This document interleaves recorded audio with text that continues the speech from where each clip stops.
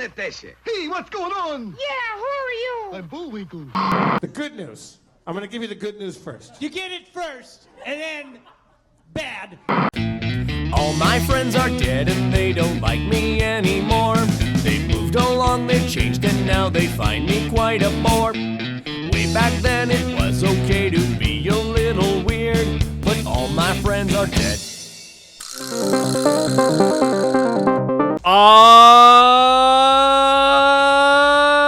Snap! It's another episode of 10-Minute Daily Videos.net, your place for 10-Minute Daily Videos.net. I'm your host, internet personality, Malcontent. Why so much energy? Because I had a great idea for a video. Check this out, alright? Check out this effort. My partner watched a movie, and it was shitty, and I don't want to watch it. So I'm going to do a review based on what my partner said this piece of crap movie was about. Specifically the ending of it. So spoilers for, what is it called? Juror number 2? Juror number 2. Oh yeah, Toni Collette.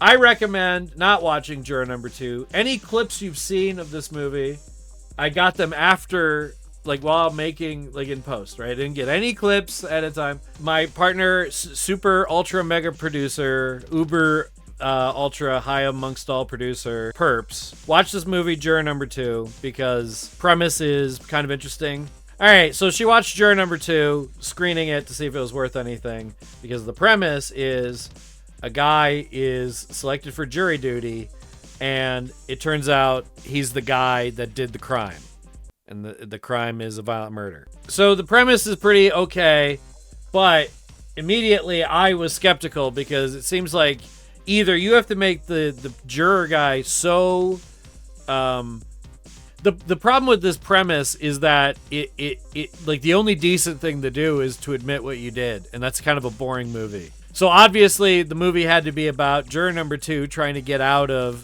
fessing up to the fact that he's the person that killed the lady. As I got information out about the plot for my partner, I assumed like what you would do is either make the guy incredibly despicable, but like manipulative or something, so that he like manages to get the jury on his side in sleazy Music Man style tactics. You know what I mean? Like he was just like a charming con man, even though he's doing something really monstrous. Or maybe he was, I don't know, like made super relatable or like necessary to society or some other thing. Like he's like a prosecutor, right? And like him going to jail would be awful. Or like he's like this mega superhero cop, right? And he's put all these guys to jail. And if he goes to jail, they'll very likely violently murder him. Or, you know what I mean? Like you could even have him coming out of court where he's got this guy who's being hauled away in cuffs, right? And he's like, if I ever see you inside the clink, man, I'm gonna cut out your guts, and I'm gonna make sweet love to your guts while you're still alive, and then I'm gonna kiss you on the mouth. And then he'd be like, ooh, good thing I have never done any crimes. Any rate, so apparently what happens in this movie, it's way more convoluted. The first thing I thought is maybe it's gonna be like the movie Stuck. Any y'all see that movie Stuck? Jeez. Stuck is a movie about a girl who hits a homeless guy who gets stuck in her windshield. Oh, spoilers for Stuck. Anyway, and then it's the entire movie is an ethical dilemma. But she's like, you understand where she's coming from because she's like super poor. She's in a messed up relationship. She's like, there's all these comical, like dark things that happen, but there's also these kind of harrowing, like survival things that are happening. Everyone sort of is a victim, but like there's also a clear villain. It's interesting. I like movies with nuance, like Princess Mononoke and other movies that I can't think of because nuance is illegal in this country. Any rate, so in Juror number 2, apparently this guy isn't very charming. So he isn't charming. He's not like he's like just sort of like a weaselly family man, which is my least favorite type of guy. Hi. Oh. Like, this guy needs to be hiding, like, an interesting secret for me to be tolerating this kind of shit, like, boring shit. Hi. So, anyway, so Juror number 2 is just, like, a boring family man, but, you know, he'll go to jail for 30 years if he admits that he hit this girl. But apparently what happens is this girl gets hit, and she falls down a bridge into a ravine, and the guy who's pinned with this is her boyfriend, who had just had a argument with her in public, and then she's found dead in a violent way, and he's gonna probably go to jail for forever.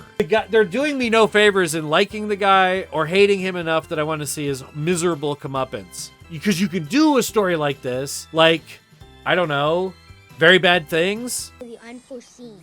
A badger is sanitary. Keeps his mind. Yes. Where every character, especially the really horrible ones, gets like a miserable and almost like specifically karmic driven comeuppance at the end of the movie.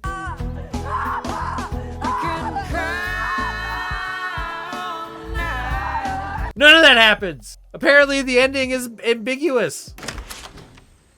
What? Like, he just lets it happen. He lets this guy go to jail for however long, and he's just like fine with that. And apparently the prosecutor gets a suspicion. I don't know. No hard evidence, apparently. Some suspicion. And then at the end of the movie, there's a knock on juror number 2's door.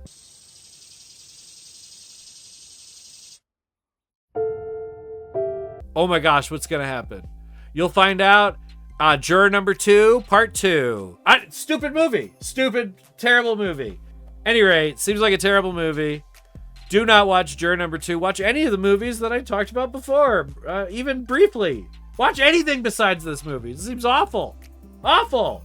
Max Original. Oh, right. That Batgirl movie. We tossed that shit. We're gonna keep Guy who kills a girl and then he inadvertently frames her boyfriend for murder. Yeah, we're gonna keep that movie, but Acme versus Coyote, a movie which premise I can very easily, succinctly do.